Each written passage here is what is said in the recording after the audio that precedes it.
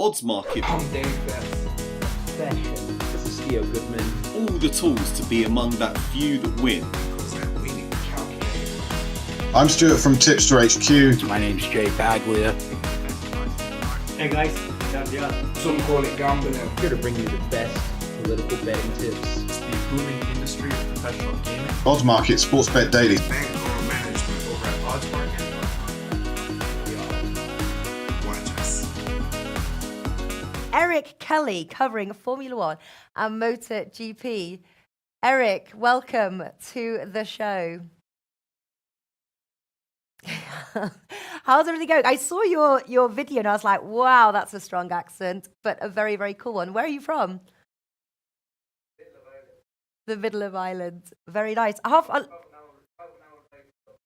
Okay, yes, everyone seems to know Dublin. I have been to Dublin, I have to say. I have been to Dublin. And also a part of my family is from Ireland. My auntie and her family are all from Ireland as well. So, yes. Nice.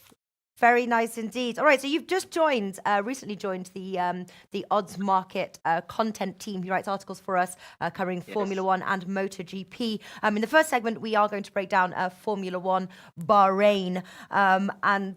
So first of all, who is looking like a serious contender here that you are looking at?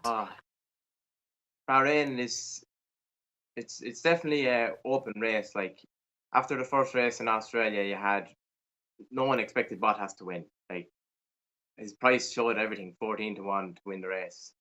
But a lot of people think now that Hamilton's going to come back and get a win in Bahrain. The Ferraris with Vettel and Leclerc, they were strong.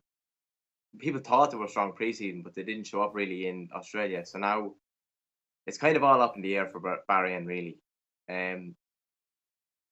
I think Hamilton will win. I do think he'll win, but I can't pull the trigger on him because I'm not happy with the price. I think he was 13-8 or something.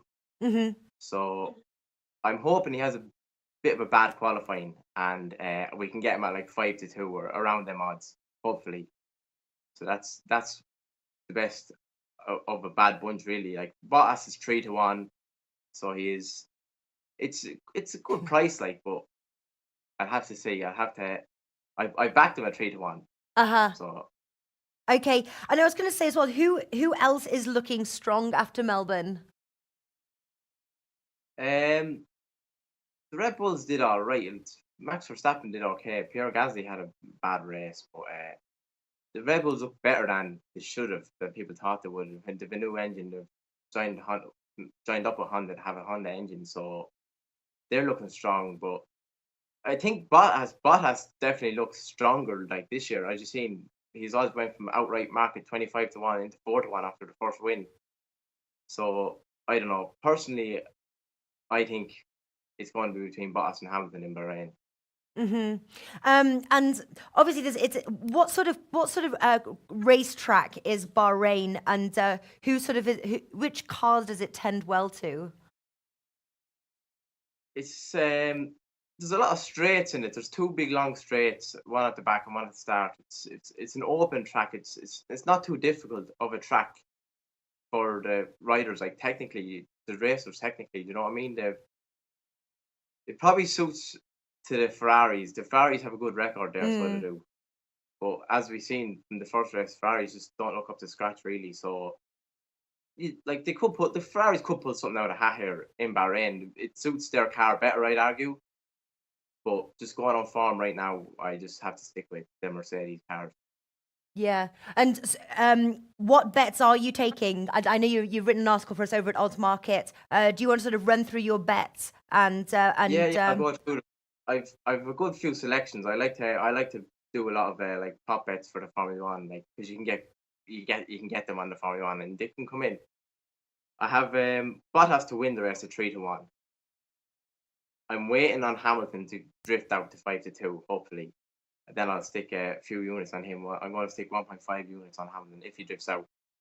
I have a cheeky bet, Kevin Magnussen at 750-1, just because anything could go. You know, it's Formula One, anything could go wrong. What did you picked the highest price and you were like, fine? If he could get a place, you just don't know. Like, Bahrain, a lot of cars break down and stuff, so You know what I mean? I have Max Verstappen not to be classified, which means he doesn't finish the race at 7-2.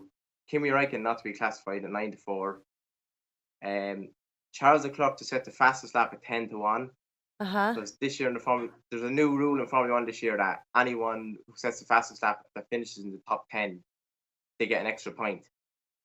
So it gives riders and racers an incentive to go out and put, say, a fresh set of tyres on with 5 laps to go and try set the fastest lap. And I just think that is an open market, and Charles Leclerc at 10-1 is a good bet. I also took Vettel at fast lap at 10-3 because the Ferraris are fast there. They might not win the race, but they could set the fastest lap. And I looked over the last few years of which teams seem to not finish the race, like both riders not finish the race. And McLaren have a pretty bad record in this track. Both racers haven't finished in like 2 of the last 4 or something, which is pretty bad. And for their car to retire first, it's 7.5-1, 13-2. For them to retire first. Yeah, either of their cars or either of the riders. Interesting. So it seems like quite a lot of prop bets in with Formula One that sort of makes it all quite exciting. Yeah, that's the exciting part about it. You can get all these fun prop bets, and it just makes the whole race more enjoyable. Like, Yeah. because just for example, with MotoGP, the bookies don't offer any prop bets. You can literally just take the winners, and that's it. And I'd love to do prop bets on MotoGP, but I can't. But make up in Formula One. All right. Do check out Eric Kelly's. I will put a link again in the description. Do check that out.